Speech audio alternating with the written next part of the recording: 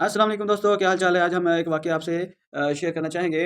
حضرت اسرائیل علیہ السلام جو ہے ایک برگزیدہ فرشتے ہیں اللہ پاک کے، اور ان سے کبھی ایک لمحے ایک وقت میں سوال کیا گیا، یا کسی وقت آپ کو کسی پہ روح قبض کرتے وقت کسی پر رحم آیا؟ تو انہوں نے کہا جی ہاں، دو دفعہ۔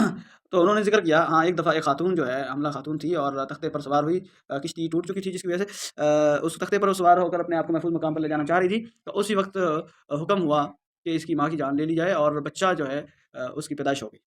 اب حکم تو یہ تھا کہ جسٹ آپ نے ماں کی روح قبض کرنی ہے اور بچے کی نہیں کرنی۔ اب یہاں پر اس بچے پر رحم آ گیا۔ پھر دوسری مرتبہ جب شداد نے جنت بنائی اور اتنے شد و مت سے اس نے 300 برس جنت بنانے میں وہ ظالم لگا رہا، جتا رہا۔